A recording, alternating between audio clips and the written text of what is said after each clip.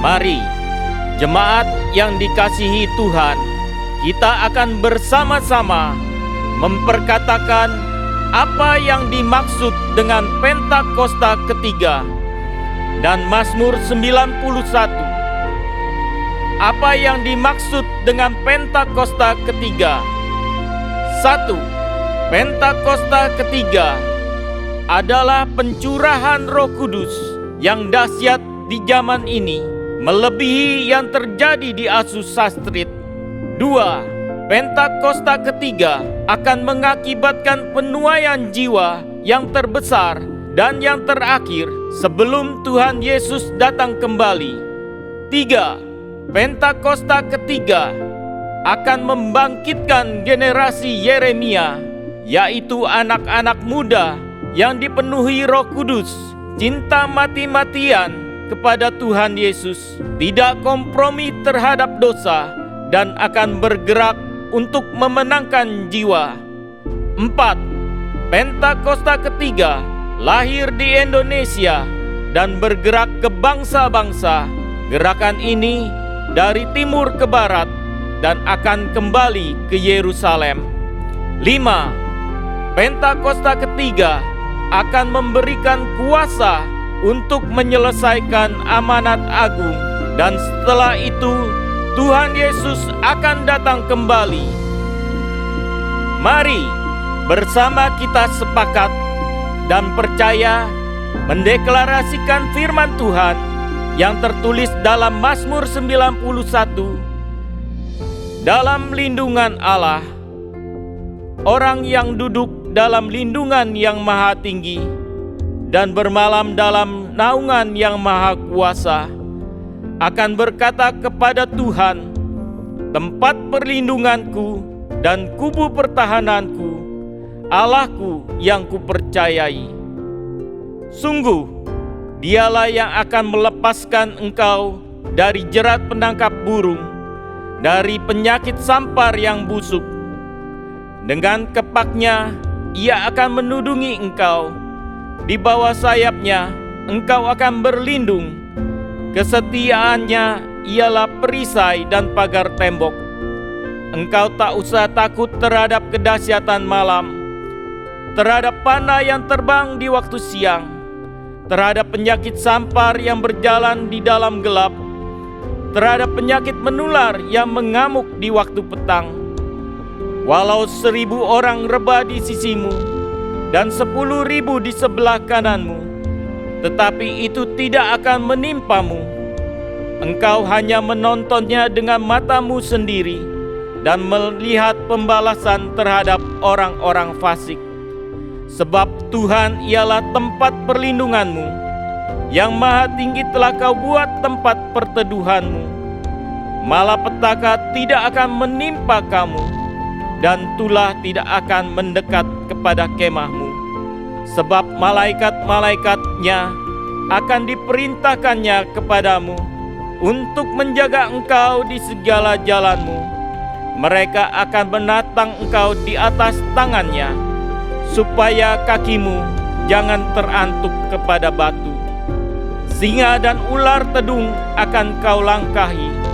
Engkau akan menginjak anak singa dan ular naga.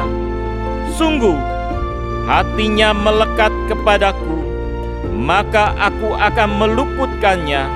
Aku akan membentenginya, sebab ia mengenal namaku.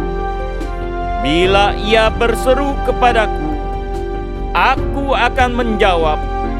Aku akan menyertai dia dalam kesesakan. Aku akan meluputkannya dan memuliakannya. Dengan panjang umur akan kukenyangkan dia, dan akan kuperlihatkan kepadanya keselamatan daripadaku. Haleluya! Amin. Puji nama Tuhan, shalom. Sekali lagi shalom. Selalu ada sukacita di dalam hadirat Tuhan, amin. Saya percaya setiap kita yang hadir hari ini adalah orang-orang yang memiliki kerinduan yang sama. Yaitu hari ini kita mau mencari wajah Tuhan, membawa setiap doa kita. Sama-sama kita mau menyembah, meninggikan dan memuliakan nama Tuhan. Biar hari ini kita mau kasih yang terbaik buat Tuhan Yesus. Pujian kita, penyembahan kita datang dari hati dan juga jiwa kita. Amin. Mari hari ini sama-sama kita menikmati hadirat Tuhan. Biar hadiratnya memenuhi setiap kita. Amin. Mari sama-sama kita angkat kedua tangan kita. Kita pandang Tuhan Yesus. Di setiap kami Tuhan Yesus, kayak buka hati kami Tuhan. Untuk menyembah-Mu, memuji-Mu dengan segenap hati kami. Dengan segenap jiwa kami. Hadirlah Engkau memenuhi setiap kami. Mengalirlah Engkau memenuhi setiap kami Tuhan Yesus. Ini setiap kami Tuhan dengan hati kami yang rindu. Penuhi kami Tuhan Yesus dengan hadirat-Mu. Terima kasih Tuhan Yesus.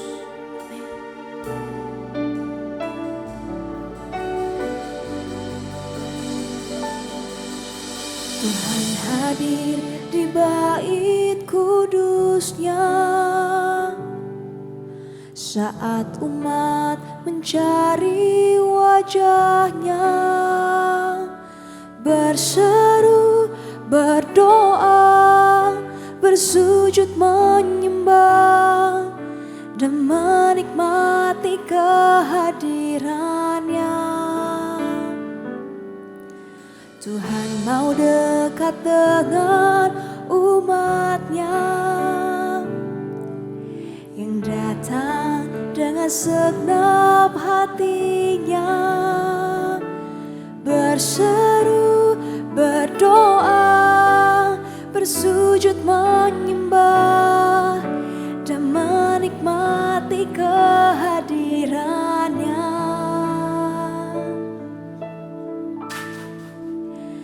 Hadirat-Mu memenuhiku, hadirat kudus-Mu penuhi bait-Mu, dan ku tersungkur menyembah-Mu. Yang ku nampak hanya kemuliaan. Beri kembali terbaik buat Tuhan Yesus. Sungguh hanya Engkau Tuhan Yesus. Terima kasih Tuhan. Penuhi setiap kami Tuhan Yesus. Tuhan hadir di bait kudus-Nya saat umat mencari wajah-Nya, berseru, berdoa, bersujud menyembah dan menikmati kehadiran-Nya. Tuhan mau dekat, Tuhan mau dekat dengan umat-Nya. Setiap kami yang datang Tuhan, yang datang dengan segenap hatinya, berseru, berdoa, bersujud menyembah dan menikmati kehadiran-Nya. Hadirat-Mu memenuhiku, hadirat kudus-Mu penuhi bait-Mu, dan ku tersungkur menyembah-Mu. Yang ku nampak hanya kemuliaan hadirat-Mu Tuhan. Hadirat-Mu memenuhiku, hadirat kudus-Mu penuhi bait-Mu, dan ku tersungkur menyembah-Mu. Yang ku nampak hanya kemuliaan. Hadirat-Mu.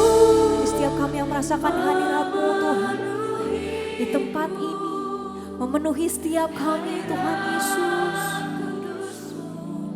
Penuhi bait-Mu, dan ku tersungkur kami menyembah-Mu Tuhan.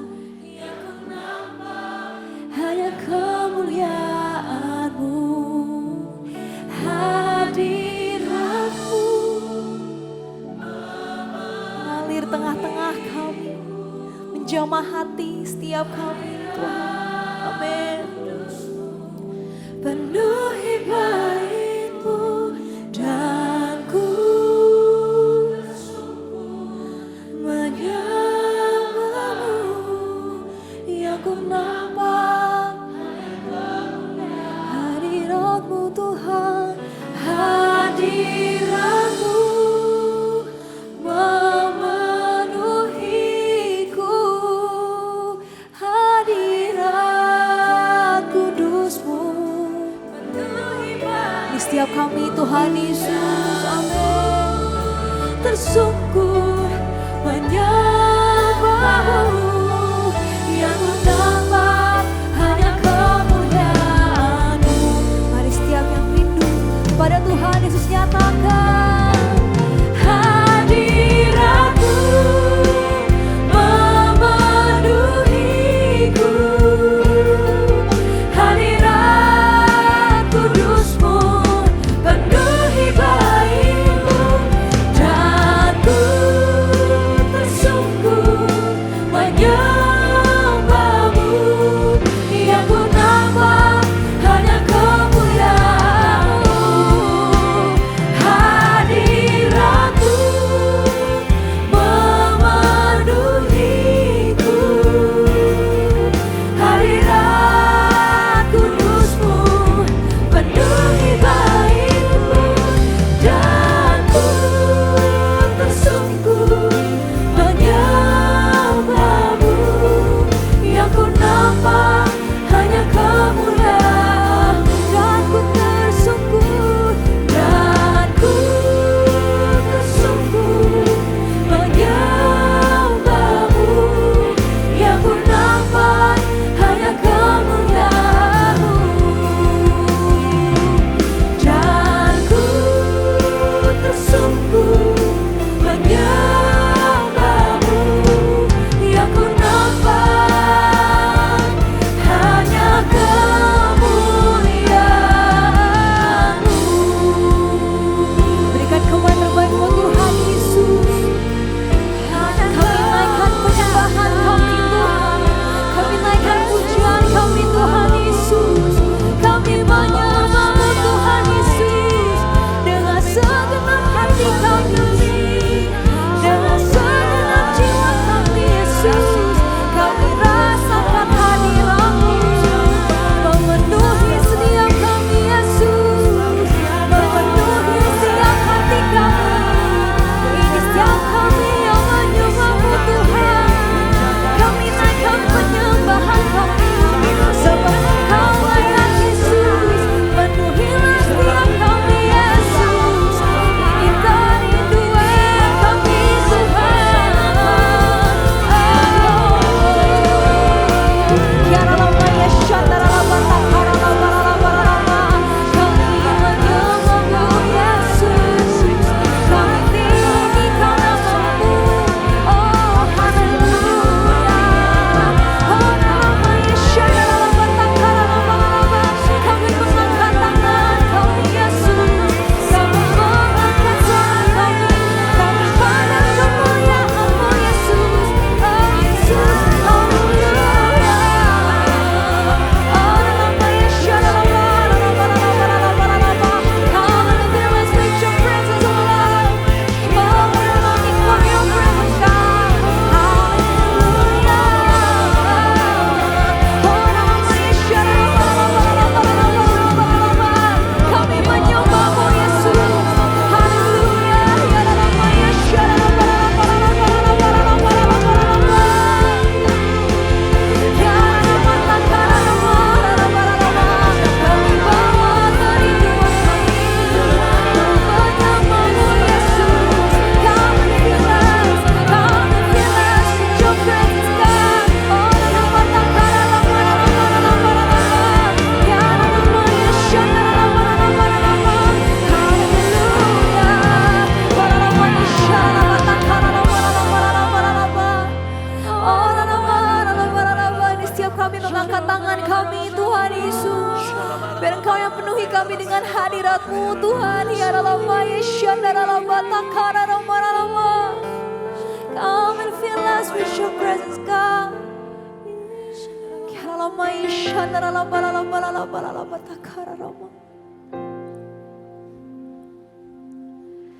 Your presence is heaven.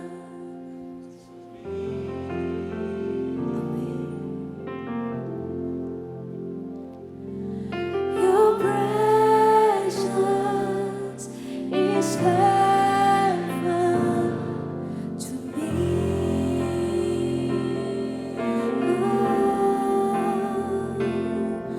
Your presence is heaven to me. Sing your presence. Your presence is heaven. Rasakan hadirat-Mu. Oh, your presence, Jesus. Your presence is heaven to me.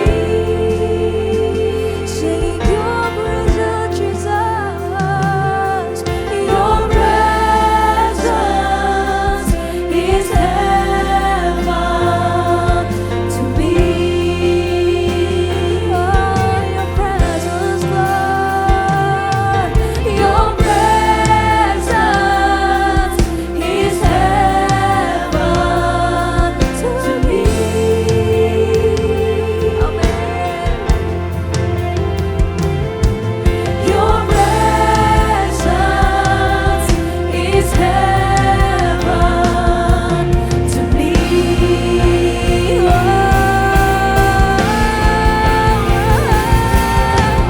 Oh, Jesus,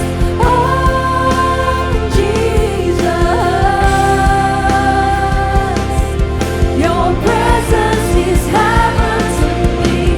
Oh, Jesus,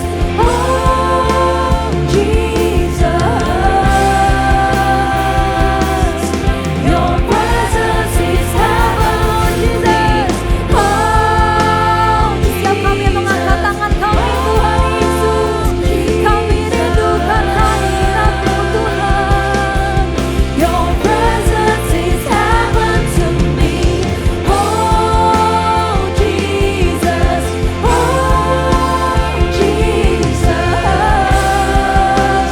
your presence is heaven to me. Oh, we're singing your presence is heaven. Your presence, amen. Oh, Jesus.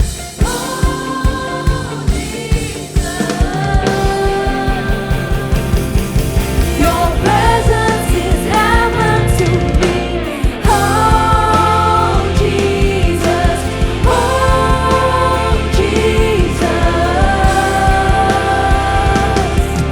Your presence is heaven to me. Oh, Jesus.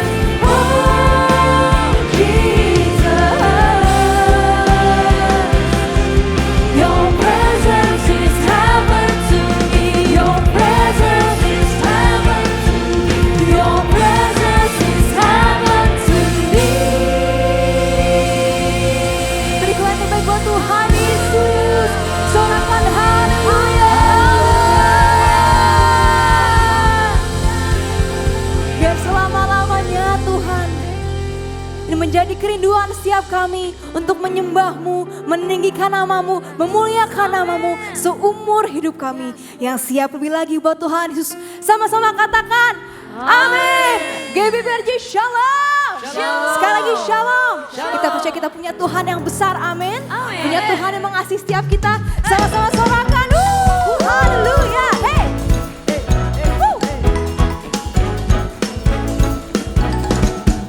Ini setiap kami yang menari buat Tuhan Yesus. Haleluya.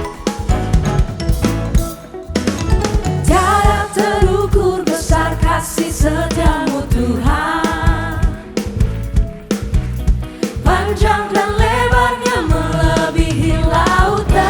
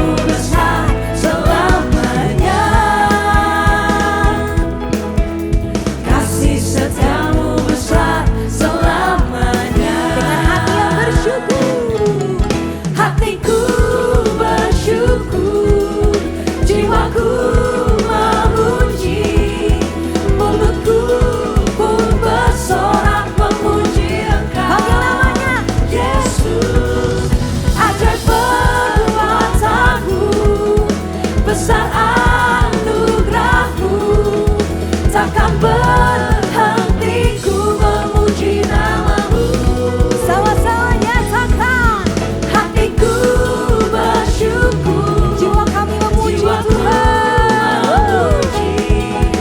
Mulutku pun bersorak memuji Engkau. Yesus, ajaib perbuatan-Mu, besar anugerah-Mu, takkan berhenti ku memuji nama-Mu. Yang bersukacita sama-sama, hatiku bersyukur, jiwa kami memuji Tuhan. Mulutku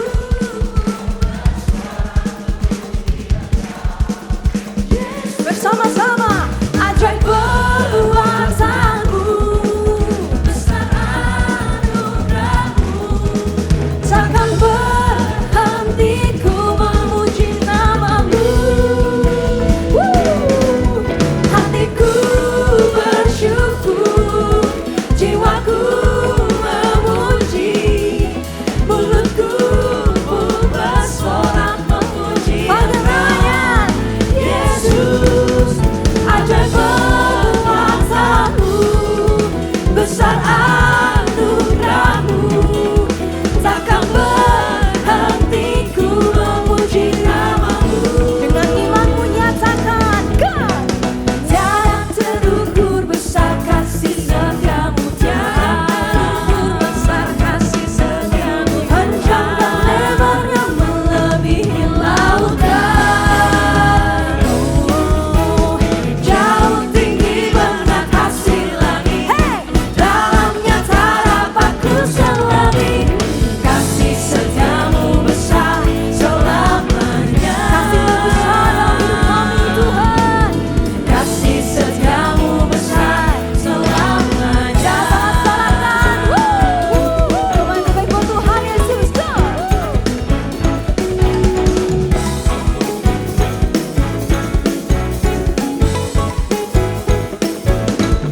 sorak-sorak yang meriah buat Tuhan Yesus. Sama-sama haleluya.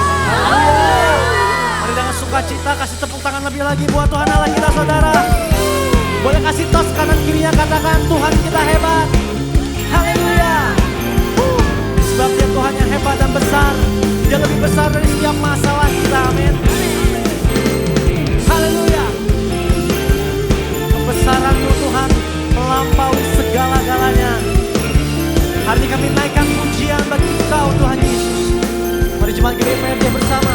My God is greater than my grief, is greater than my fear, is greater than my sorrow. Your love is the only one I need, it's the only one I see, it's the only one I long for. Jemaat Tuhan sama-sama. Jesus Christ, you are the Son of God. You died for me, so I can be alive. Mari bersama. Ku berseru, kudus, kudus, kudus, kudus, kudus, kudus Tuhan.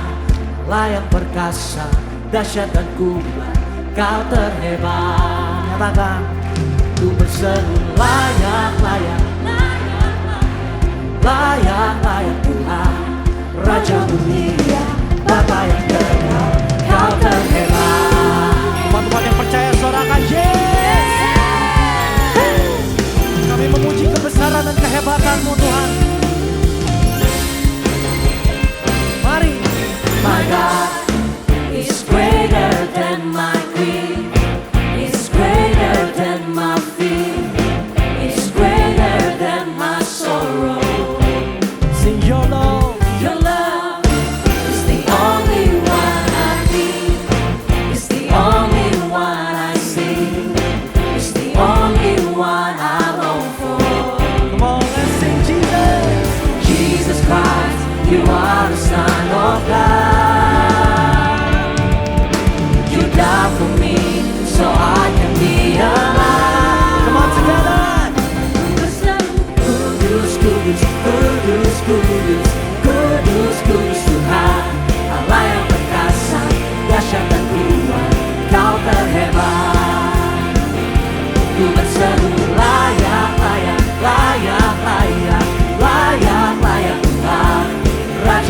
mulia, Bapa yang kekal, Kau terhebat. Mari sekali lagi nyatakan, ku berseru kudus, kudus, kudus, kudus, kudus, kudus Tuhan, Allah yang perkasa, ya dahsyat dan kuat, amin.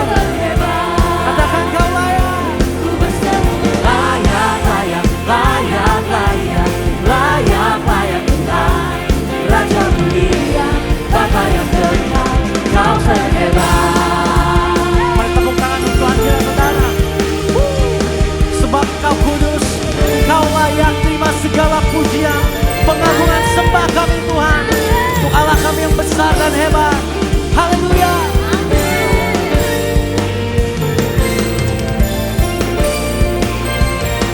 Mari bersama satukan suara. Jesus Christ, You are the Son of God. You died for me. You died for me, so I could be alive. Sekali lagi, Jesus Christ. Jesus Christ, You are the Son of God. You died for me, so I could be alive. Ku berseru kudus, kudus, kudus, kudus, kudus, kudus Tuhan, Allah yang berkuasa, dahsyat dan kuat, Kau terhebat. Ku berseru Kau layak Tuhan. Ku berseru layak, layak, layak, layak, layak, layak Tuhan, Raja mulia, Bapa yang kekal, Kau terhebat. Mari kita berdua bersama. Ku berseru kudus, kudus, kudus, kudus, kudus, kudus Tuhan, Allah yang perkasa, dahsyat dan kuat, Kau terhebat. Kami suruh Kau layak. Ku berseru layak, layak, layak, layak, layak, layak Tuhan, Raja mulia, Bapa yang kekal, Kau terhebat. Bersama nyatakan. Ku berseru kudus, kudus, kudus, kudus, kudus, kudus Tuhan, Allah yang perkasa, dahsyat dan kuat, Kau terhebat. Ku berseru layak, layak, layak, layak, layak, layak Tuhan, Raja mulia, Bapa yang kekal, Kau terhebat. Katakan Raja mulia, Raja mulia, Bapa yang kekal, Kau terhebat. Raja mulia, Raja mulia, Bapa yang kekal, Kau terhebat. Di tempat ini kami menyatakan bahwa Engkaulah Tuhan, Raja kami yang mulia, Bapa kami yang kekal, Raja di atas segala raja, Tuhan kami yang besar, Yesus Kristus Tuhan. Kasih tepuk tangan sorak-sorai saudara buat Tuhan Allah kita. Sorakan haleluya. Haleluya. Sungguh dahsyat Engkau Tuhan dan Allah kami. Oleh karena itu Tuhan, kami rindu berdoa. Mari jemaat Tuhan bersama-sama kita bersatu hati. Kami rindu kedahsyatan Tuhan akan melanda bangsa kami Indonesia. Kami mengangkat tangan kami untuk negeri kami. Biar gelombang pengenalan akan Tuhan melanda dan menyisir setiap kota, pulau dan juga gunung-gunung yang ada di negeri kami Indonesia. Membawa setiap orang mengalami pengenalan akan Tuhan lebih dahsyat lagi. Pencurahan Roh Kudus yang akan besar dan dahsyat itu melanda negeri kami Indonesia. Berkati setiap gerejamu, umatmu ya Tuhan, untuk menjadi saksi Kristus, untuk memberitakan Injil Kerajaan Allah dimanapun kami berada. Berkati negeri kami Indonesia, pemerintahan yang ada, kami percaya itu berasal daripada Engkau. Berkati Presiden Jokowi dan Wakilnya Pak Maruf Amin ya Tuhan. Setiap jajaran kabinet, kepala daerah yang ada, menuntaskan setiap program, mendatangkan kesejahteraan sampai masa akhir jabatan mereka. Dan kami mau memperkatakan ya Tuhan, negeri kami Indonesia dipenuhi dengan kemuliaan Tuhan. Pemerintahan yang baru yang akan datang juga diisi orang-orang yang berintegritas ya Tuhan. Untuk membawa negeri kami semakin lebih maju lagi, semakin lebih baik lagi secara perekonomian, secara keamanan. Dan untuk kota Jakarta yang berulang tahun kami berkatakan, hai Engkau kota Jakarta, Engkau menjadi kota yang toleransi, kota yang penuh dengan kerukunan, kota yang aman dan nyaman di dalam nama Tuhan Yesus. Terima kasih ya Bapa. Kami juga berdoa untuk gembala sidang kami Pak Niko. Kau memberkati dan mengurapi hamba-Mu ini. Berkati kesehatannya, keluarganya, aman dalam pelindungan Tuhan. Dan dalam mempersiapkan Empower 21 Asia nanti ya Bapa. Biar setiap pesan-pesan Tuhan yang disampaikan penuh dengan kuasa, ditangkap, diterima oleh setiap delegasi bangsa-bangsa yang hadir. Dan mereka bawa pulang ke negara mereka, sehingga api Pentakosta ketiga boleh melanda setiap negeri-negeri yang ada ya Bapa. Terima kasih ya Tuhan Yesus. Kami juga rindu berdoa buat Gembala CK7 Dr. Yanto. Biar pengurapan yang sama terus mengalir atas Dr. Yanto. Berkati kesehatannya, pelayanannya, keluarga besarnya. Tutup bungkus dengan kuasa darah-Mu ya Tuhan. Dan membawa setiap kami, umat-Mu yang ada di CK7, menjadi umat yang layak dan berkenan di hadapan Tuhan senantiasa. Berkati juga ya Tuhan untuk generasi Yeremia, untuk setiap anak-anak muda yang ada di CK7, yang ada di bangsa ini, bahkan sampai bangsa-bangsa. Kami mau memperkatakan, Engkau berharga di mata Tuhan.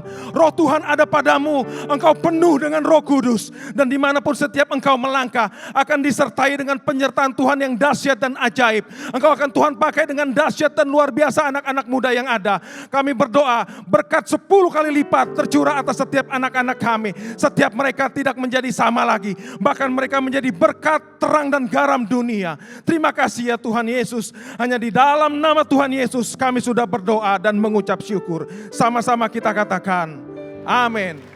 Boleh berikan tepuk tangan untuk Tuhan Yesus. Hari ini kita sama-sama belajar saudara, bagaimana ketika kita hidup dalam firman Tuhan. Dan firman Tuhan hidup dalam setiap kita. Maka kita semakin tahu apa tujuan hidup kita saudara. Gak lebih, gak kurang, yaitu menyenangkan hati Tuhan. Amin. Ketika kita tahu tujuan hidup kita saudara, maka kita semakin tahu bahwa apapun yang kita alami itu selalu membawa kita dalam kebaikan. Kita akan selalu sadar bahwa rancangan Tuhan adalah rancangan yang terbaik. So hari ini saudara, maukah kita komitmen bersama untuk saya mau terus mengasihi Tuhan. Dengan merenungkan firman-Nya, melakukan firman Tuhan. Dan terus memuji, menyembah sampai selama-lamanya. Amin. Saudara mau ambil komitmen itu? Kasih tepuk tangan buat Tuhan Yesus. Kami tahu kami ada sampai hari ini itu karena kasih karunia Tuhan. Dan sebab itu kami mau nyatakan bahwa kami mengasihi-Mu Tuhan Yesus. Kami bersyukur untuk segala hal yang boleh kami alami. Hari ini kami bawa pujian sembah kami ke tahta kudus-Mu Tuhan. Terima kasih Tuhan Yesus, terima kasih.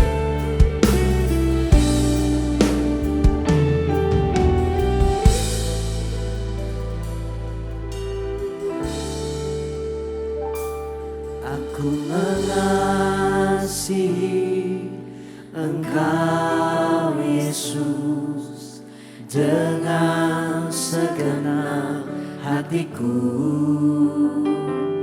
Aku mengasihi Engkau Yesus dengan segenap jiwaku. Nyatakan, aku mengasihi Engkau Yesus dengan segenap hatiku. Aku mengasihi Engkau Yesus dengan segenap jiwaku. Mari katakan, ku renungkan firman-Mu siang dan malam, ku pegang perintah-Mu dan ku lakukan.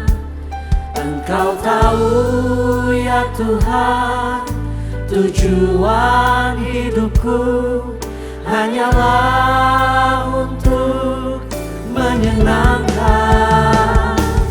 hati-Mu. Berikan tepuk tangan sekali lagi untuk Tuhan Yesus. Tujuan hidup setiap kami Tuhan, menyenangkan-Mu selalu.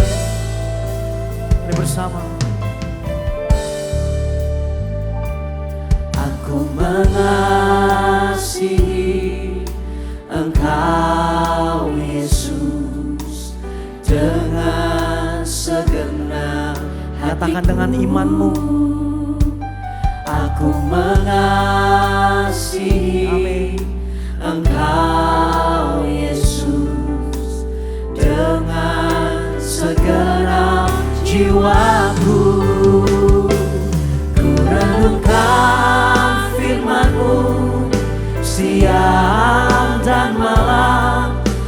pegang perintah-Mu dan ku lakukan. Engkau tahu ya Tuhan, tujuan hidupku hanyalah untuk menyenangkan hati-Mu. Sekali lagi nyatakan firman-Mu siang dan malam, ku pegang perintah-Mu dan ku lakukan. Engkau tahu ya Tuhan, tujuan hidupku hanyalah untuk menyenangkan. Mari kita sembah Tuhan bersama. Menyenangkan hati-Mu, menyenangkan hati-Mu, itu kerinduan kami.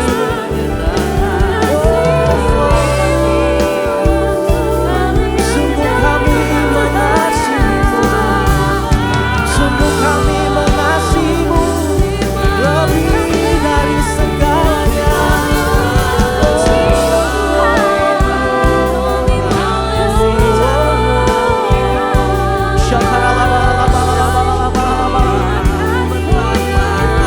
Mari nyatakan bersama, kami terus mengasihi-Mu Tuhan sampai akhir hidup kami.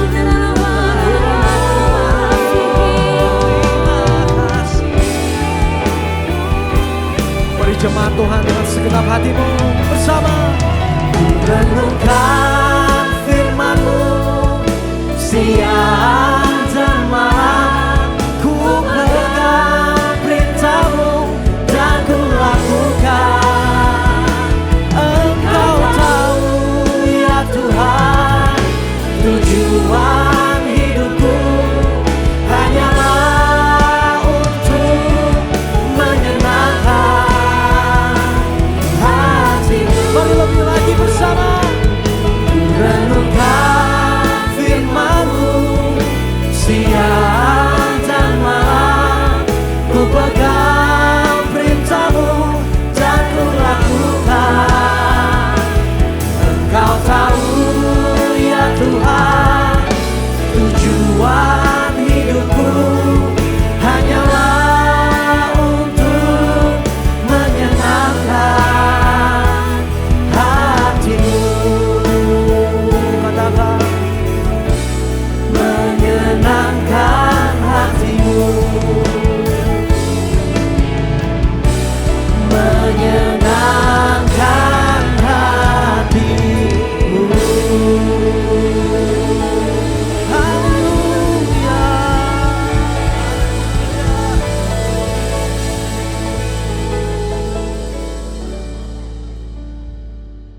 Shalom saudara yang terkasih dalam Kristus Yesus. Saudara excited untuk mau dengar firman Tuhan? Karena saya udah sangat excited mau sharingnya nih saudara ya. Tapi sebelum kita masuk, mari kita buka di dalam doa.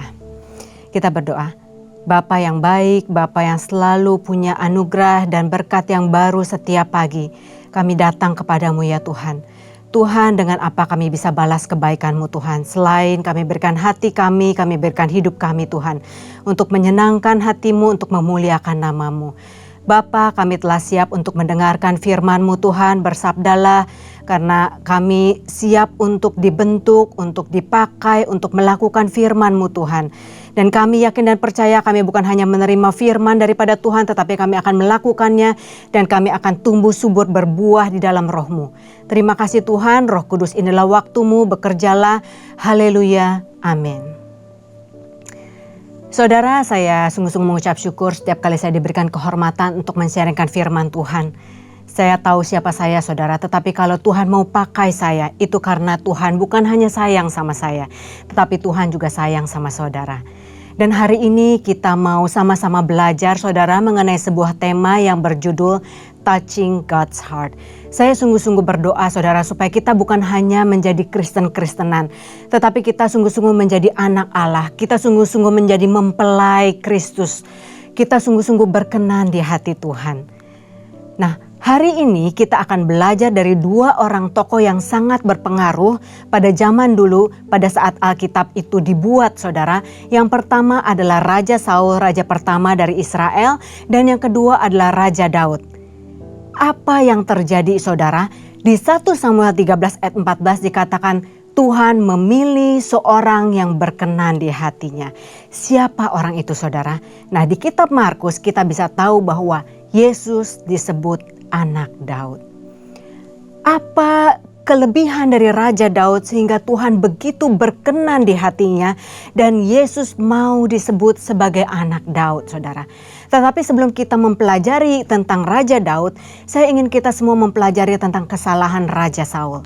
Karena ayat ini kalau saudara baca di 1 Samuel 13 ayat 13 sampai 14 itu komplitnya seperti ini, saudara. Jadi pada waktu itu Samuel berkata kepada Saul, "Perbuatanmu itu bodoh. Engkau tidak mengikuti perintah Tuhan Allahmu yang diperintahkannya kepadamu, sebab sedianya jikalau engkau taat, Tuhan akan mengokohkan kerajaanmu selama-lamanya. Tetapi sekarang kerajaanmu itu tidak akan tetap, karena Tuhan telah memilih seorang yang berkenan di hatinya, dan Tuhan telah menunjuk dia menjadi raja atas umatnya, karena engkau Saul tidak mengikuti apa yang diperintahkan Tuhan kepadamu." Apa yang terjadi, saudara, sehingga Tuhan begitu marah kepada Saul? Tuhan menolak dia. Di 1 Samuel 15 ayat 11 dikatakan, "Aku menyesal karena aku telah menjadikan Saul raja." Wah, Tuhan sampai menyesal. Bahkan dikatakan Tuhan telah mengoyakkan daripadamu jabatan raja atas Israel dan memberikannya kepada orang yang lebih baik daripadamu. Kok seolah-olah Tuhan itu pilih kasih, saudara? Kenapa Daud dianggap lebih baik daripada Saul? Apa salah Saul? Saudara, a smart man learns from his mistake, but a wise man learn from other people's mistake. Mari kita belajar dari kesalahan Raja Saul agar kita tidak mengulangi kesalahan yang sama. Bahkan Tuhan katakan lagi, bukan hanya jabatan raja yang diambil, saudara. Roh Tuhan pun telah mundur daripada Saul. Tuhan mengambil rohnya daripada Saul. Dan sejak saat itu, Saul diganggu oleh roh jahat daripada Tuhan. Kenapa Tuhan sengaja mengirim roh jahat untuk mengganggu Saul, saudara? Bukan karena Tuhan sengaja mengirim roh jahat. Tetapi ketika Tuhan menarik rohnya dari Saul, hati kosong Saul. Hati Saul kosong sehingga roh jahat masuk ke dalamnya. Apa yang terjadi? Siapa Saul, saudara? Apakah sungguh Tuhan telah salah pilih? Mari kita baca bersama. Di 1 Samuel 9 ayat 2 dijelaskan mengapa Tuhan memilih Saul menjadi raja yang pertama. Jadi pada waktu itu saudara, bangsa Israel dipimpin oleh hakim-hakim, oleh nabi-nabi yang merupakan wakil dari Tuhan sendiri, tetapi mereka menolak. Sehingga Samuel menjadi sedih. Lalu Tuhan katakan, "Samuel, engkau tidak usah sedih. Karena bukan engkau yang mereka tolak, aku yang mereka tolak." Mereka menginginkan seorang raja seperti bangsa-bangsa lain. Raja yang bisa kelihatan. Karena itu Tuhan bilang, berikan kepada mereka seorang raja. Aku telah memilih seorang dari suku Israel. Dia adalah Saul. Nah, Saul dipilih, saudara, karena ia seorang yang muda, yang elok rupanya. Jadi dia ganteng, saudara. Tidak ada seorang pun dari orang Israel yang lebih elok daripadanya. Dari bahu ke atas ia lebih tinggi daripada orang sebangsanya. Ia ganteng dan ia gagah, saudara. Persis seperti raja bangsa-bangsa lain. Kelihatan dari potongannya pun Saul potongan seorang raja. Tetapi apalagi yang Tuhan pilih dari Saul? Saul adalah seorang yang rendah hati. Ketika Samuel katakan, "Saul, makanlah bersama dengan aku karena Tuhan memilih engkau. Aku mempunyai sebuah kabar sukacita untuk engkau."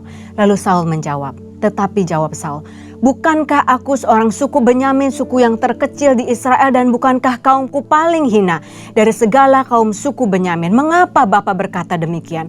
Dia gak percaya diri, saudara. Dia merasa dia bukan siapa-siapa. Dia merasa dia gak sanggup menjadi seorang raja.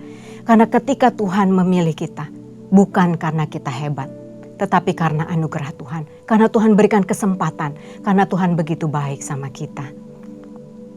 Dan Tuhan tahu, saudara, kalau Saul itu gak pede.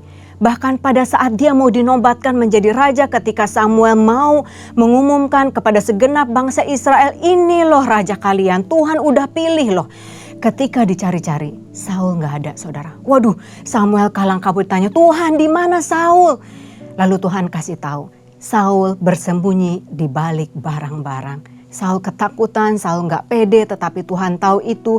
Dan satu hal yang harus kita pelajari ketika Tuhan panggil kita, Tuhan pilih kita. God equips those he calls. Tuhan akan perlengkapi kita, saudara. Karena nggak ada orang yang sempurna.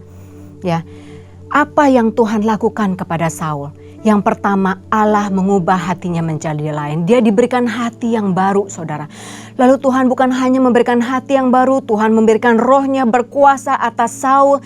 Sehingga Saul kepenuhan rohnya, Saul bernubuat seperti nabi-nabi sehingga orang-orang menjadi heran. Inikah Saul yang kita kenal? Karena dia sepertinya menjadi orang yang lain, pribadi yang baru, saudara.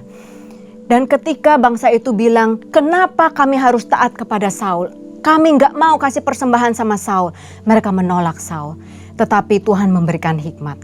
Pada waktu itu Saul mengambil lembu, memotong-motong, memutilasi, mengirimkannya kepada seluruh suku Israel. Lalu dia katakan, jikalau engkau tidak taat kepadaku, seperti inilah nasib kalian. Mereka menjadi gentar karena mereka takut. Lalu mereka ikut Saul berperang, merebut Yabes Gilead dari suku Amon. Dan apa yang terjadi, saudara? Tuhan memberikan keberanian, siasat perang kepada Saul, dan Saul memenangkan perang itu, merebut Yabes Gilead bagi bangsa Israel. Dan ketika itulah bangsa Israel tahu, oh, Saul memang seorang raja yang dipilih oleh Tuhan. Tuhan membuat hati bangsa itu taat dan takluk kepada Saul. Bahkan Tuhan memberikan petunjuknya step by step. Setiap langkahnya dituntun oleh Tuhan melalui nabinya Samuel. Jadi saudara, ketika Tuhan panggil kita, ketika Tuhan pilih kita, saudara jangan takut. Karena Tuhan akan selalu menyertai kita. Dia akan memberikan apa yang kita butuhkan. Ya. Tetapi saudara, ketika Saul menjadi raja yang diagung-agungkan oleh rakyatnya, Saul mulai berubah. Mulailah ketidaktaatan yang pertama. Apa itu, saudara?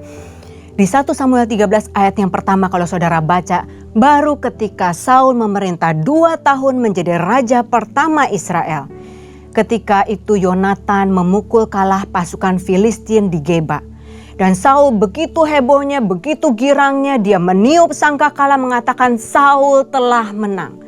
Dan itu membuat orang Filistin terhina, saudara. Karena yang dikalahkan itu hanya orang Filistin yang di Geba. Tetapi mereka mulai murka, mereka mulai mengumpulkan pasukan, mereka ingin membunuh Saul. Dan ketika itu Saul mulai getar-getir, saudara. Dia mulai ketakutan. Dan waktu itu dia teringat Samuel berkata, 7 hari aku akan datang dan kita akan sama-sama mempersembahkan korban kepada Tuhan. Kita akan minta hadirat Tuhan, kita akan minta perkenanan Tuhan. Sehingga Tuhan memimpin langkahmu. Dan Saul teringat itu, saudara. Tetapi ditunggu-tunggu, sudah hari ke-6, hari ke-7 Samuel gak datang-datang. Dan Saul memutuskan, oke lah, gak apa-apa, gak ada Samuel. Aku yang akan mempersembahkan korban. Padahal Tuhan tahu ya, Tuhan harus dihampiri di dalam kekudusan. Dan Saul tanpa persiapan, dia mempersembahkan korban dengan sembarangan. Dan setelah itu Samuel datang. Lalu Samuel tanya, apa yang telah kau perbuat? Samuel kaget, saudara, karena korban sudah ada di altarnya. Tetapi jawab Saul, karena aku melihat rakyat itu berserak-serak meninggalkan aku dan engkau tidak datang pada waktu yang ditentukan. Itu salahmu, Samuel. Aku udah tunggu kamu ingkar janji. Orang Filistin udah kejar aku di Mikmas. Sebentar lagi mereka akan nyerang aku. Bagaimana kalau aku kalah? Aku perlu Tuhan. Saudara lihat, Saul datang ke hadirat Tuhan. Bukan karena ia mencintai Tuhan. Bukan karena ia menghormati Tuhan. Tetapi karena ia membutuhkan Tuhan untuk memberikan kemenangan melawan bangsa Filistin. Dan ketika itu Tuhan menjadi sedih. Tetapi Tuhan mengampuni Saul. Lalu dia katakan, ya udah gak apa-apa. Dia tetap raja yang kupilih. Karena itu ada Tuhan katakan kepada Samuel, sekarang kamu pergi kepada Saul. Lalu katakan, pergi sekarang, kalahkanlah orang Amalek, tumpaslah semua yang ada. Jangan kasih belas kasihan, bunuh semuanya, laki-laki, perempuan, ternak, kambing, domba, semua tidak boleh ada yang hidup. Kenapa, saudara? Karena orang Amalek sejak kitab Keluaran dipakai oleh iblis untuk membunuh bangsa Israel, untuk menyingkirkan mereka dari tanah perjanjian, untuk membatalkan rencana Tuhan. Tetapi apa yang terjadi? Ketidaktaatan yang kedua di ayat yang 9 di 1 Samuel 15 dikatakan Saul dan rakyat itu menyelamatkan raja mereka Agag dan mengambil kambing domba, lembu yang baik dan tambun, anak domba dan segala yang berharga, tidak mau mereka tumpas. Padahal perintahnya hanya satu dan sangat jelas. Tumpas semuanya, jangan ambil. Lalu dalam kesedihannya Tuhan berfirman kepada Samuel, "Aku menyesal karena aku telah menjadikan Saul raja, sebab ia telah berbalik daripadaku dan tidak melaksanakan firman-Ku." Lalu Samuel bangun pagi-pagi hendak mencari Saul saudara, tetapi Saul gak ada lagi. Lalu orang-orang katakan Saul udah ke Karmel, mendirikan tugu peringatan bahwa di sini ada seorang raja yang hebat yang namanya Saul. Lalu ia pergi ke Gilgal. Gilgal itu tempat ia mempersembahkan korban yang pertama kali itu ya saudara. Ngapain dia di sana? Gak ada yang tahu karena Alkitab tidak memberitahukan. Ketidaktaatan demi ketidaktaatan. Lalu ketika Samuel menemui Saul, Saul berbohong, dia katakan, "Bapak, aku telah melaksanakan perintah Tuhan." Dia pikir Samuel gak tahu, dia pikir Tuhan gak tahu saudara. Lalu Samuel katakan, "Saul, bunyi apa itu? Kenapa ada bunyi begitu banyak ternak?" Saul katakan, "Oh itu rakyat, bukan saya. Rakyat menyelamatkan kambing, lembu, domba yang tambun untuk dipersembahkan kepada Tuhan. Bukankah Tuhan berkenan atas lemak bakaran?" Dia lupa kalau Tuhan tahu saudara. Lalu berkatalah Saul, ketika didesak oleh Samuel, Saul berkata kepada Samuel, "Bapa, aku telah berdosa. Sebab kulangkahi titah Tuhan dan perkataanmu. Tetapi aku takut kepada rakyat." Itu alasan dia saudara. Dia lebih takut kepada manusia daripada kepada Tuhan. Karena itu dia katakan, "Karena itu aku mengabulkan permintaan mereka." Bagaimana kalau aku gak mengabulkan? Bagaimana kalau rakyat gak mendukung aku? Aku nanti gak bisa lagi jadi raja mereka. Padahal dia lupa. Yang membuat dia menjadi raja bukanlah rakyat, tetapi Tuhan sendiri. Bahkan dia katakan, "Bapak Samuel, begini aja. Jangan tinggalkan aku di sini. Jangan sampai mereka tahu bahwa Tuhan telah menolak aku. Bapak temani aku ke depan pembesar-pembesar, ke depan rakyat-rakyatku sehingga mereka pikir aku masih menjadi raja. Kasih muka sama aku, maka aku akan menyembah Tuhan Allahmu." 3 kali Saul menyebut nama Yahweh dengan Tuhan Allahmu, bukan Tuhan Allahku. Karena Saul tidak mengenal Tuhannya. Sejak saat itu saudara, Saul bukannya bertobat tetapi ia begitu iri kepada Daud dan dia bersumpah akan membunuh orang yang akan dinobatkan menjadi raja menggantikan dia. Saul tidak pernah bertobat. Karena itulah Tuhan menjadi sedih. Mungkin seringkali banyak pertanyaan dalam benak kita. Benarkah Tuhan itu pernah menyesal? Benarkah Tuhan itu pernah salah mengambil langkah, salah mengambil keputusan saudara? Di 1 Samuel 15 ayat 29 dikatakan, Tuhan tidak pernah berdusta dan tidak tahu menyesal, sebab ia bukanlah manusia yang harus menyesal. Ketika Alkitab katakan Tuhan menyesal, itu menunjukkan kesedihan hatinya. Pertanyaan yang kedua, apakah Tuhan pernah pilih kasih? Apakah dia punya anak emas saudara? Di 1 Samuel 13 ayat 13 dikatakan, kata Samuel kepada Saul, perbuatanmu itu bodoh. Engkau tidak mengikuti perintah Tuhan Allahmu yang diperintahkannya kepadamu. Sebab sedianya kalau seumpama engkau taat, Tuhan akan mengokohkan kerajaanmu atas Israel selama-lamanya. Janji yang diberikan kepada Daud terlebih dahulu diberikan kepada Saul. Janji yang sama, perkenanan yang sama. Tetapi Saul memilih nasibnya sendiri. Ia tidak taat kepada Tuhan. Pertanyaan yang ketiga, kenapa Tuhan tidak lagi menjawab Saul? Kenapa Tuhan begitu kejam? Bukanlah ia Allah yang penuh kasih. Kenapa ia tidak mengampuni Saul, saudara? Di 1 Samuel 14 ayat 30 dikatakan, Saul bertanya kepada Allah, bolehkah aku mengejar orang Filistin? Akan kau serahkan mereka ke dalam tangan orang Israel? Tetapi pada hari itu ia tidak menjawab Saul. Karena Saul penuh dengan ambisi kemanusiaannya. Karena Saul sebenarnya tidak mencintai Tuhan. Dan dia pun tidak mencintai manusia. Bahkan ia membenci Daud. Dan karena itu pintu anugerah untuk Saul telah ditutup. Karena Alkitab katakan, carilah Tuhan selama ia berkenan ditemui. Saudara, Saul failed his test. Saul tidak lulus ujian imannya. Kenapa saudara? Karena dia tidak bisa hormat kepada Tuhan. He did not respect God. Di 1 Samuel 15 ayat 22 sampai 23, Tuhan curahkan isi hatinya kepada Samuel. Saya ambil bahasa Inggrisnya karena bahasa Indonesia kurang jelas saudara. Dikatakan, behold, to obey is better than sacrifice. Taat kepada Tuhan itu jauh lebih baik daripada persembahan. And to heed than fat of rams. Mendengarkan perintah Tuhan itu lebih baik daripada lemak domba dari korban bakaran. Saudara, ketika penyembahan kita berkenan, percayalah persembahan kita pasti diterima Tuhan. Saudara ingat ya, cerita Kain dan Habel dua-duanya mempersembahkan. Kenapa Habel punya persembahan yang diterima? Karena penyembahan Kain tidak berkenan.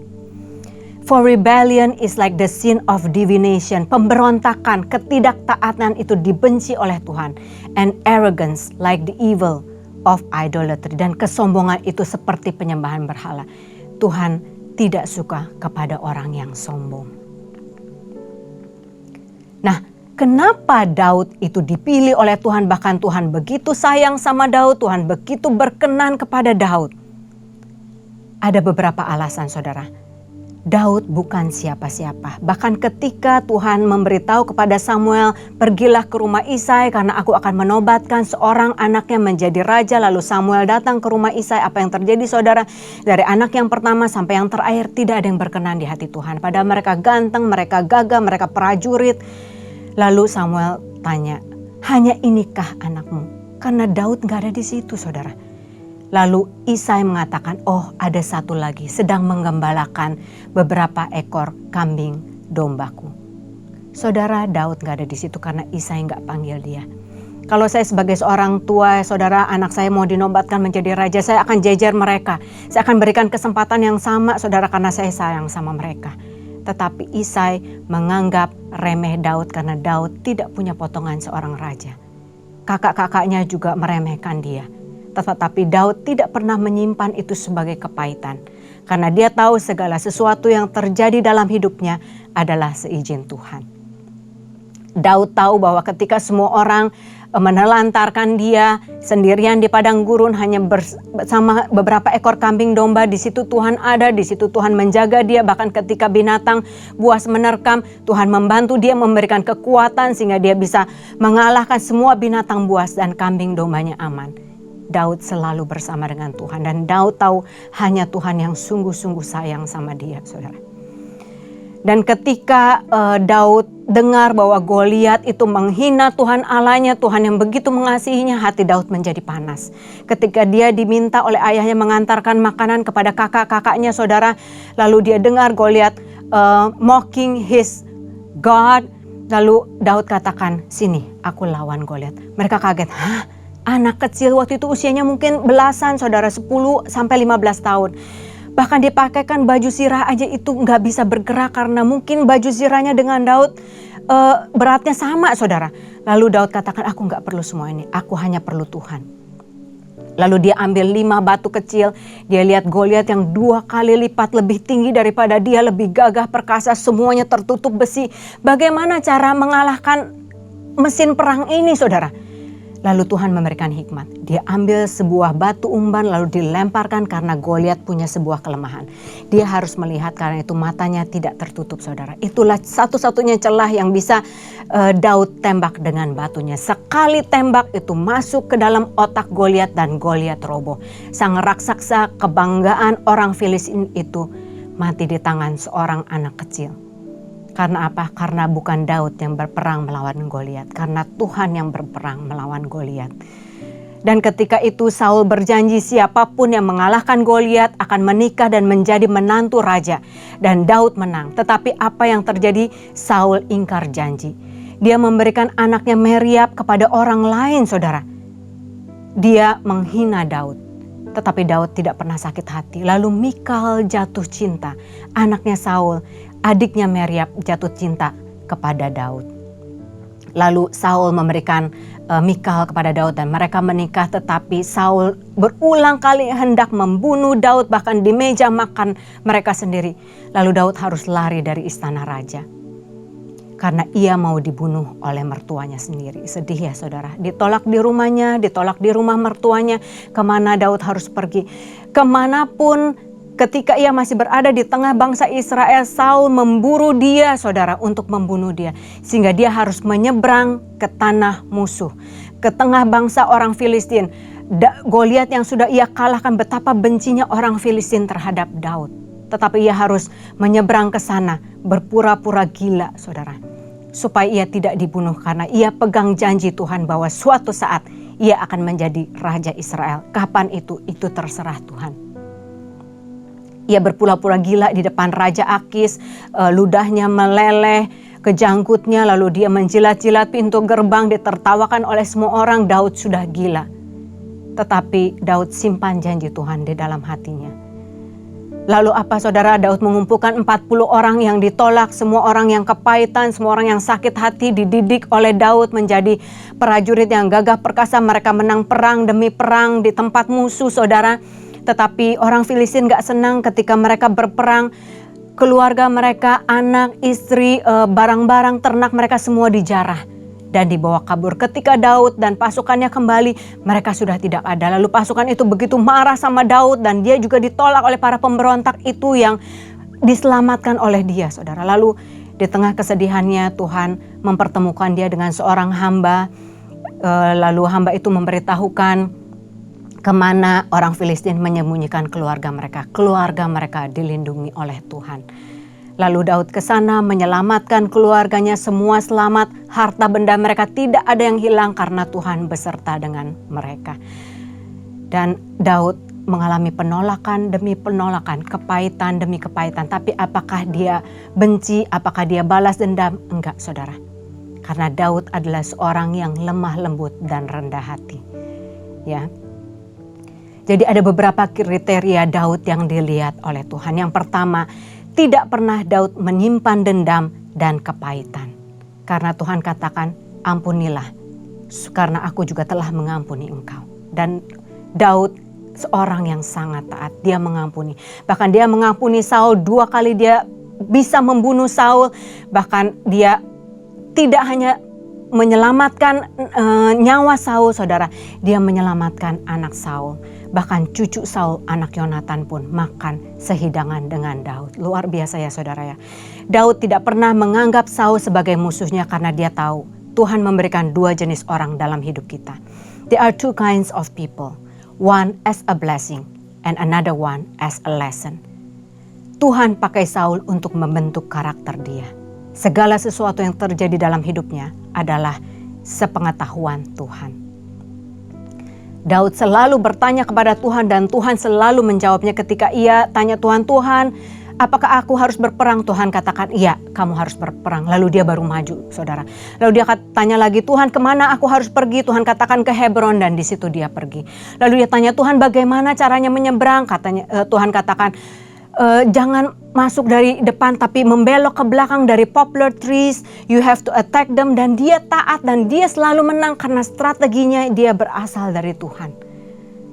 Dan ketika ia sedih saudara, ketika semua orang menolak dia, apa salah dia saudara? Daud menciptakan mazmur demi mazmur. Dia duduk di pangkuan kaki Tuhan, dia menangis. Dia katakan, Tuhan hanya engkaulah gunung batuku. Hanya engkaulah penghiburku. Karena dia tahu Tuhanlah penghibur dia. Dan bukan hanya itu saudara. Hal yang paling ditakutkan oleh Daud adalah ditinggalkan oleh Tuhan. Daud gak takut apa-apa ketika keluarganya meninggalkan dia. Ketika orang-orang yang dikasihinya meninggalkan dia. Ada satu yang dia pegang. Dia takut ditinggalkan oleh Tuhan. David passed his test. Daud lulus ujian imannya. Saudara, kita kalau belajar pada saat ujian aja itu belum tentu bisa lulus. Karena apa? Kadang-kadang ujian itu datangnya dadakan, ulangan mendadak saudara. Karena itu kita harus dekat sama Tuhan, kita harus belajar step by step dari Tuhan. Sehingga ketika ujian iman itu datang, kita akan menjadi lebih daripada pemenang. Bahkan di 2 Samuel 15 ayat 26 kalau saudara baca dikatakan Daud berkata begini, "Jika Tuhan berfirman, aku tidak berkenan kepadamu, maka sesungguhnya aku ikhlas. Biarlah dilakukannya terhadap aku apa yang dipandangnya baik. Aku akan berusaha semaksimal mungkin mempersembahkan hidupku sebagai persembahan yang berkenan kepada Tuhan. Dan sekiranya Tuhan tidak berkenan atas hidupku, biarlah ia melakukannya. Karena Tuhan tahu apa yang terbaik." Itulah Daud, saudara, dan itu juga yang dilakukan oleh Yesus. Yesus selalu melakukan kehendak Bapa. Dan itu yang Tuhan bisa lihat di hati Daud. Apa yang terjadi, saudara, Tuhan tidak pernah berhutang. Sejak hari itu dan seterusnya, berkuasalah roh Tuhan atas Daud. Dan Tuhan tidak pernah mengambil rohnya daripada Daud. Keluarga dan kerajaan Daud kokoh untuk selama-lamanya dan Tuhan memegang janjinya. Kasih setianya tidak hilang dari hadapan Daud. Apakah Daud orang yang sempurna? Enggak, saudara. Tidak ada orang yang sempurna. Kalau Yesus sempurna, ia adalah Tuhan. Tetapi Daud adalah seorang manusia biasa. Dia pernah jatuh beberapa kali ke dalam dosa, saudara. Dan yang kita tahu bersama dosa yang begitu benci oleh Tuhan, yaitu ketika Daud berzina. Dari atas soto istananya, dia melihat seorang wanita yang cantik sedang mandi dan dia menginginkannya. Dia tidur dengan Batsyeba, saudara, dan Tuhan begitu kecewa. Dan ketika Batsyeba hamil, dia harus membunuh Uria, panglima perangnya sendiri, saudara.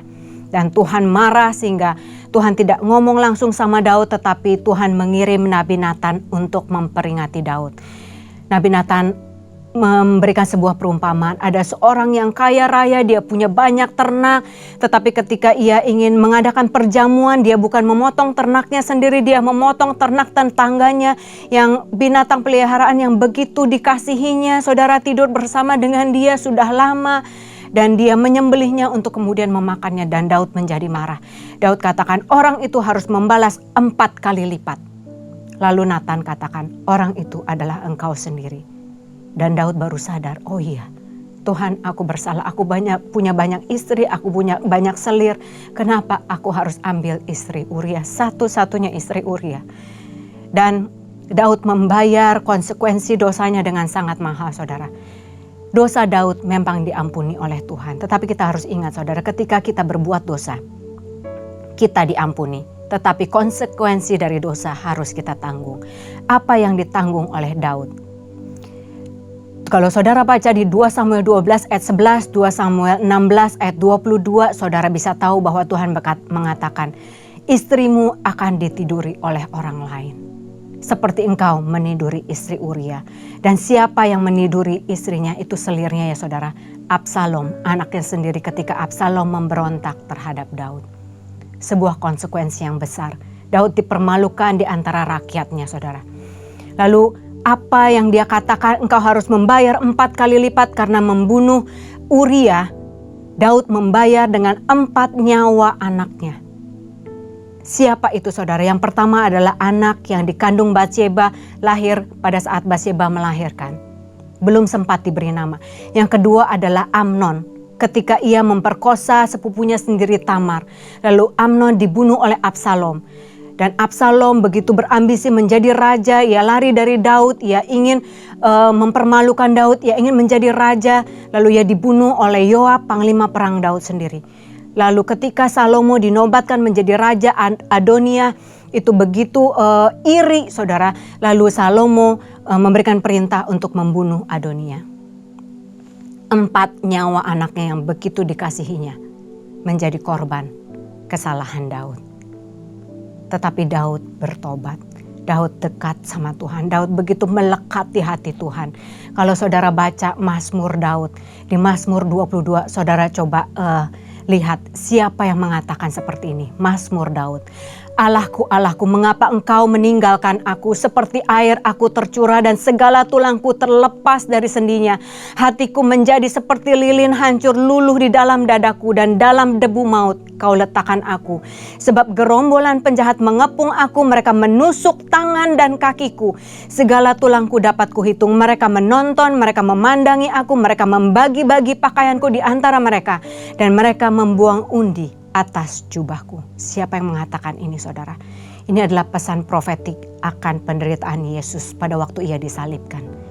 Ketika Daud sedih, hatinya, jiwanya begitu melekat kepada jantung hati Tuhan, sehingga ia bisa merasakan penderitaan Yesus bahkan jauh sebelum Yesus hadir.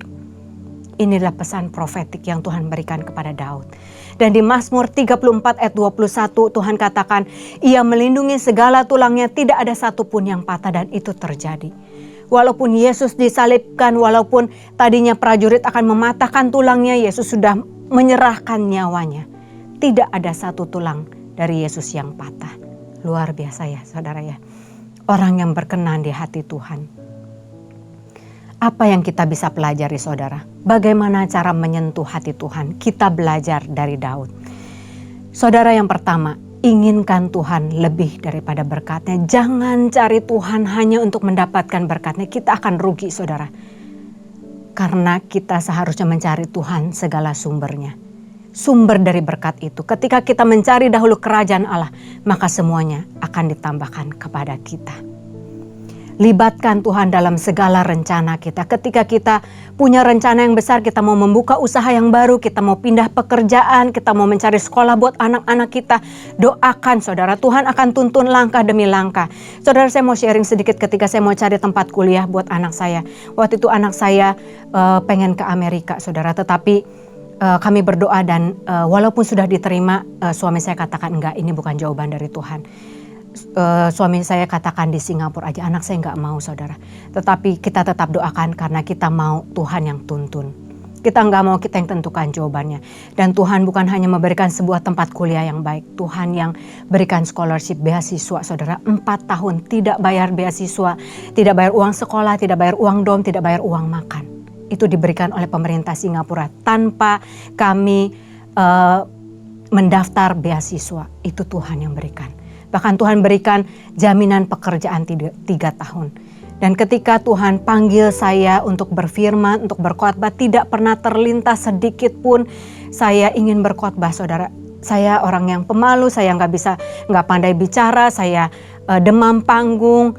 Tetapi ketika Tuhan katakan berfirman, saya hanya bisa taat. Saya nggak tahu harus gimana saudara. Saya bilang Tuhan berikan konfirmasi demi konfirmasi, dan Tuhan berikan beberapa konfirmasi saudara. Konfirmasi yang pertama saya terima dari seorang pendoa. Konfirmasi yang kedua dengan kalimat yang sama persis saya terima dari dosen saya dari ORU. Saya kaget saudara, karena Tuhan kita Allah yang begitu luar biasa. Dan Tuhan yang membayar biaya sekolah saya. Saudara, libatkan Tuhan dalam segala rencanamu. Lepaskan pengampunan, jangan simpan kepahitan. Saudara, saya pernah menyimpan kepahitan.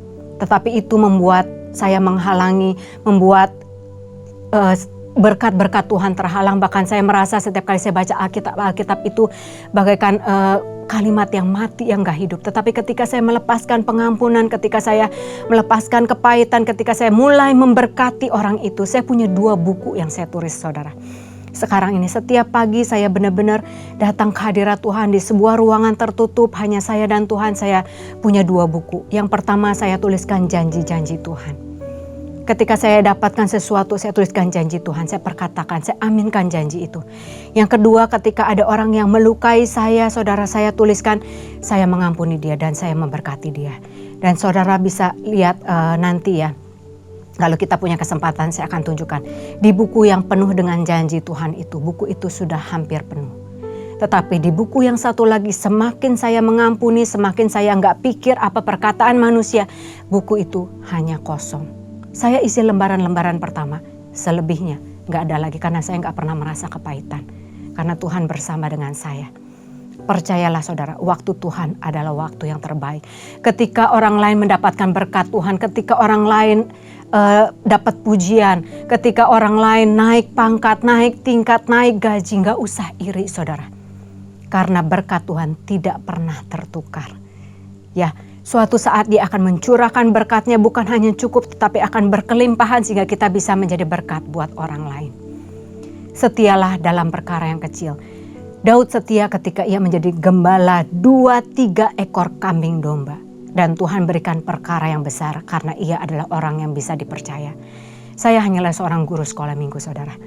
Tetapi Tuhan pilih, kemudian Tuhan percayakan menjadi pemimpin. Dan Tuhan percayakan lagi untuk berkhotbah. Mulai dari perkara yang kecil, Tuhan akan berikan kita talenta, lipat gandakan talenta kita. Dan yang terakhir, tetaplah rendah hati ketika Tuhan berikan kita perkara yang besar.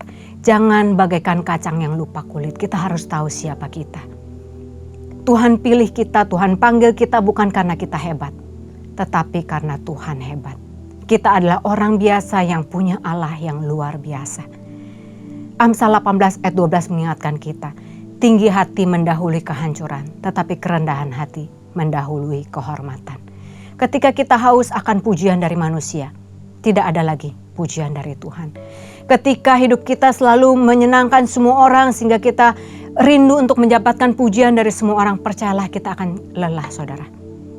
Karena setiap orang punya berbagai karakter, kita gak akan pernah bisa menyenangkan hati semua orang. Dan kalau kita melayani dengan harapan akan dipuji oleh semua orang, percayalah kita akan burn out. Tetapi tujuan kita hanyalah untuk memuliakan Tuhan. Di saat gak ada mata memandang, itulah pelayanan kita yang sejati. How to touch God's heart. There is a combination key, kunci kombinasi that leads to God's heart. Humility and obedience. Kerendahan hati dan ketaatan. Tetapi ada satu hal yang saya mau kasih tahu.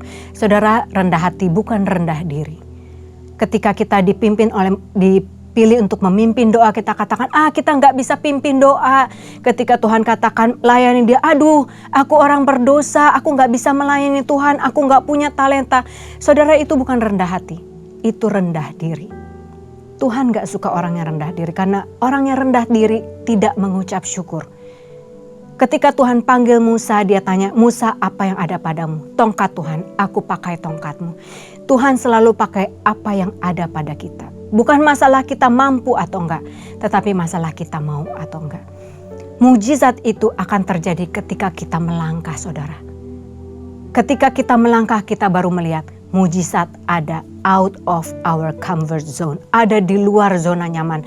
Ketika kita mulai menyangkal diri kita memulai memikul salib kita bisa melihat mujizat demi mujizat terjadi dalam hidup kita.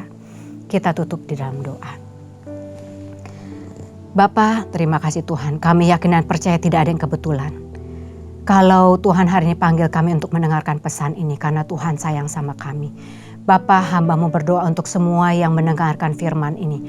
Hamba-Mu mempercaya Engkau punya suatu maksud dan tujuan bukan hanya untuk memanggil dan memilih mereka, tetapi Tuhan akan memberikan perkenanan-Mu, urapan-Mu, pernyataan-Mu dalam hidup mereka, sehingga mereka akan tidak sama seperti ketika mereka memulai ibadah ini. Mereka akan punya Tuhan yang luar biasa, mereka akan menangkap janji Tuhan, mereka akan menjadi pelaku firman-Mu, mereka akan diberikan kemampuan untuk setia dalam perkara kecil.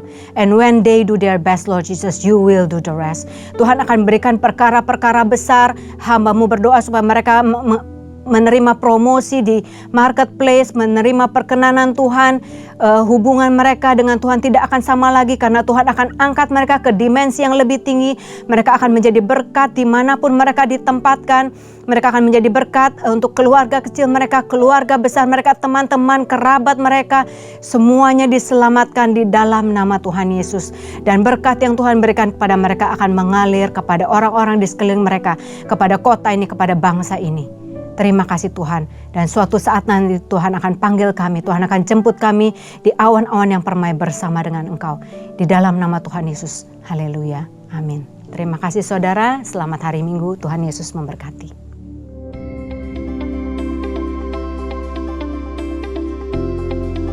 Shalom, Gembala dan seluruh pengerja CK7 serta jemaat Tuhan mengucapkan terima kasih kepada Pastor Tins Setiawati Bekom yang telah memberkati kita semua melalui pesan firman Tuhan pada hari ini. Tuhan Yesus memberkati pastor dan keluarga berlimpah-limpah. Amin. Berikut kami sampaikan beberapa pengumuman. Ibadah Raya via live streaming hari Minggu tanggal 1 September 2024 pukul 7, 9, 11.30, 14 dan 16.30 waktu Indonesia Barat akan dilayani oleh PDP Rita Arifin SE. Ibadah tayang ulang atau rerun yang dilakukan secara onsite untuk ibadah Mandala Service dan 2PM yang Professional and Couple Service di channel YouTube GBIPRJ CK7. Ibadah Minggu tanggal 1 September 2024 diadakan di GBIPRJ pukul 7, 9, dan 11.30 waktu Indonesia Barat dilayani oleh Pendeta Johan Lomoindong. Dan jangan lupa untuk hadir di ibadah sore pukul 16.30 waktu Indonesia Barat. GB Interkon pukul 7, 9, dan 11 waktu Indonesia Barat dilayani oleh Pendeta Adi Putra Hasani STH. Pukul 16 dan 18 waktu Indonesia Barat dilayani oleh Pendeta Johan Lomoindong. GB Alam Sutra Mall pukul 7, 9, dan 11 waktu Indonesia Barat dilayani oleh Evangelis Gina Darmawan. Pukul 13, 15, dan 17 waktu Indonesia Barat dilayani oleh PDP Hartono SE. GB PRJ Pluit pukul 9 dan 11 waktu Indonesia Barat dilayani oleh Evangelis Lili Sulistio. Pukul 16.30 waktu Indonesia Barat dilayani oleh PDP Era Di Chandra. GB PRJ Mandarin pukul 9 waktu Indonesia Barat dilayani oleh PDP Daud Salim. GB HCR pukul 8 dan 10 waktu Indonesia Barat dilayani oleh PDP Charles Jeremia. GB St. Moritz pukul 9, 11, dan 13 waktu Indonesia Barat dilayani oleh Pendeta Robertus Purwadi SSPD. Pukul 15 dan 17 waktu Indonesia Barat dilayani oleh Pastor Tins Tiwati Bekom. Ibadah Raya onsite di atas disertai juga dengan ibadah pemuda dan anak secara onsite.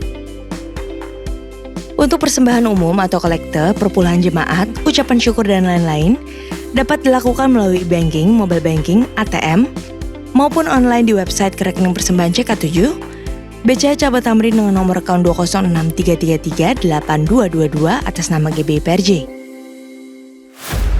Fill them, Lord. All these ones here. Touch them, Lord. Touch them. Touch the families.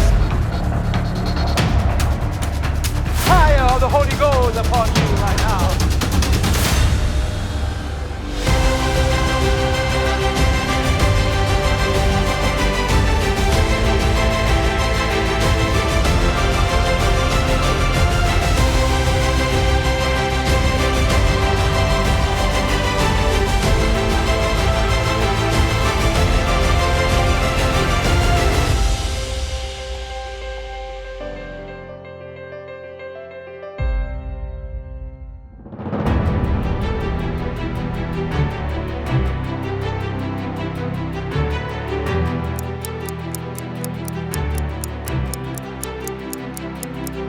Pemirsa, kecanduan gadget atau gawai pada periode emas perkembangan anak juga menjadi persoalan serius. Para orang tua kerap kewalahan menangani anak yang sulit lepas dari gadget, yang sakit, dan semakin malas.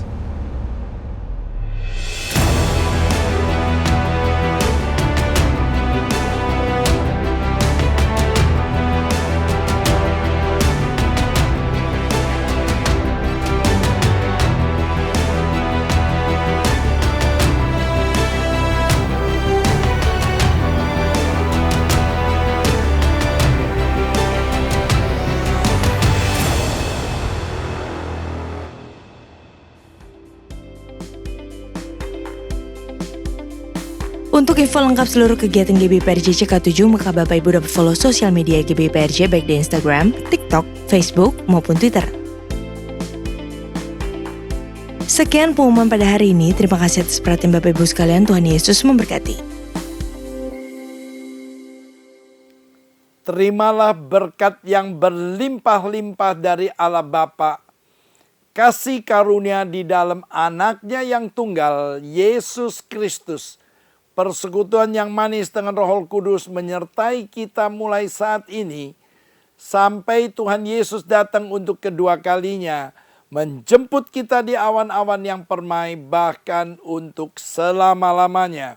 Semua yang percaya katakan amin. Shalom saudara, dalam VOP kali ini kita akan membahas mengenai pilar pernikahan Kristen dan LGBTQ. Dengan semakin maraknya isu-isu mengenai LGBTQ dan hal-hal yang terkait dengannya, gereja kita GBI Jalan Jenderal Gatot Subroto memandang perlu untuk memberikan panduan yang alkitabiah mengenai pernikahan. Di gereja kita, prinsip-prinsip alkitabiah mengenai pernikahan dikenal dengan nama 7 pilar pernikahan. Pilar pertama yang juga menjadi hukum pertama dalam pernikahan adalah pernikahan yang Allah tetapkan adalah antara seorang laki-laki dan seorang perempuan, di mana jenis kelamin laki-laki dan perempuan itu tetap sejak lahir. Kita bisa lihat bahwa prinsip ini menolak dosa homoseksual dan lesbian. Mengapa hal ini penting? Karena pada mulanya Allah menciptakan manusia laki-laki dan perempuan. Allah memberkati mereka dan memberi perintah untuk beranak cucu dan bertambah banyak memenuhi dan melakukan bumi. Kemudian dengan jelas Allah memberikan satu hukum bahwa seorang laki-laki akan meninggalkan ayahnya dan ibunya dan bersatu dengan istrinya, yang adalah satu orang perempuan sehingga keduanya menjadi satu daging. Jadi sesungguhnya pernikahan yang Allah ciptakan itu heteroseksual, yaitu antara satu orang laki-laki dan satu orang perempuan, bukan yang sesama jenis atau homoseksual. Perlu diingat juga bahwa ketika Allah menciptakan Adam sebagai seorang laki-laki dan Hawa sebagai seorang perempuan, Allah tidak bertanya pada siapapun. Allah menentukan gender seseorang dalam kedaulatannya dan tidak dapat diganggu-gugat oleh siapapun. Jadi jika seorang menolak gender yang Allah putuskan, hal itu seperti menolak Sang Pencipta, yaitu Allah sendiri. Bagaimana jika terjadi orientasi seksual yang berbeda dengan gender bawaan lahir? Hal tersebut sama dengan kondisi manusia berdosa yang cenderung untuk melakukan perbuatan-perbuatan yang melawan hukum Allah. Apakah seseorang dapat berkata, karena saya memiliki kecenderungan untuk melakukan perbuatan pelanggar hukum, jadi saya lakukan saja pelanggaran itu? Tentu tidak demikian. Orientasi yang keliru itu tidak dapat dijadikan alasan untuk melanggar hukum Allah, tetapi harus dikendalikan dan diarahkan kepada orientasi seksualnya yang benar, yaitu yang sesuai dengan gender bawaan lahirnya. Jadi ketika kelompok LGBTQ berusaha supaya keberadaan mereka dapat diterima secara legal di Indonesia, sekalipun banyak pandangan yang pro dan kontra, gereja perlu mengambil sikap yang sesuai dengan Alkitab. Sekarang mari kita lihat faktor-faktor apa saja yang menjadi penyebab LGBTQ. Faktor pertama yaitu adalah faktor pola asuh dalam keluarga. Faktor pengasuhan dalam keluarga punya pengaruh yang sangat besar terhadap perkembangan satu individu, dari bayi sampai dewasa. Perkembangan yang dimaksud mencakup tubuh, jiwa, dan rohnya. Karena itu parenting yang baik sangat penting supaya seorang anak yang akan berkembang dengan baik. Saul McLeod, seorang dosen dan peneliti dalam bidang psikologi, menemukan bahwa anak mengamati model yang memberikan contoh perilaku maskulin atau feminim. Setelah mengamati, anak tersebut akan berusaha meniru sekalipun perilaku tersebut tidak sesuai dengan gendernya. Karena anak akan meniru apa yang sering dilihatnya. Faktor kedua yaitu faktor lingkungan. Faktor lingkungan baik di dalam keluarga maupun di luar keluarga juga memiliki pengaruh yang besar. Dikatakan oleh Jonathan Tan, seorang transgender yang sudah dipulihkan di dalam nama Tuhan Yesus. Inilah pentingnya seorang anak harus diberlakukan sebagaimana identitas dirinya. Jika ia terlahir sebagai anak laki-laki, maka ia harus diperlakukan sebagai anak laki-laki, diasuh dan dibesarkan sebagai seorang anak laki-laki. Demikian pula dengan perempuan. Proses perlakuan dan pengasuhan yang tidak sesuai sejak belia akan membentuk fondasi identitas diri yang tidak tepat pula hingga dewasa. Faktor ketiga adalah faktor psikologis. Faktor psikologis juga memiliki peran yang besar dalam mempengaruhi seseorang menjadi LGBTQ. Beberapa di antaranya tidak percaya Tuhan, tidak mendapat perhatian keluarga, trauma masa kecil, ejekan saat kecil, kekaguman yang berlebihan, kesalah pergaulan, sering menonton film porno, dan hal lainnya. Johannes Verkil, profesor misi dan penginjilan dari Belanda yang juga adalah misionaris yang melayani di Indonesia, menjelaskan bagi orang-orang tertentu kecenderungan homoseksual itu adalah akibat dari suatu perkembangan psikis yang terganggu. Mungkin terjadi bahwa kesalahan-kesalahan yang dibuat dalam pendidikan, pengalaman dalam masyarakat, gangguan-gangguan komunikasi dalam pertalian-pertalian dengan sekitar menimbulkan kecenderungan homoseksual dan pola-pola kelakuan. Bagaimana dengan argumen dari kelompok LGBTQ yang menyatakan bahwa mereka menjadi seperti kondisi mereka saat ini bukan karena keinginan mereka, tetapi karena faktor genetik yang mereka warisi. Faktanya, hingga saat ini di dalam dunia medis belum ada penelitian secara saintifik yang menunjukkan bahwa LGBTQ itu disebabkan karena faktor genetik. Jadi, setelah mengetahui hal-hal tersebut, bagaimana seharusnya sikap dan tindakan gereja mengenai hal ini? Untuk menjangkau dan memulihkan kelompok LGBTQ, gereja perlu memperhatikan hal-hal berikut. Pertama, Yesus mengasihi semua orang berdosa tanpa memandang dosa masa lalunya. Contohnya, Yesus mengasihi dan menolong wanita Samaria yang telah bergonta-ganti pasangan sehingga wanita itu berubah dari seorang wanita yang hidup bebas menjadi seorang penginjil yang memenangkan banyak jiwa. Yang kedua, salah satu penyebab kuat LGBTQ ialah faktor pola asuh keluarga.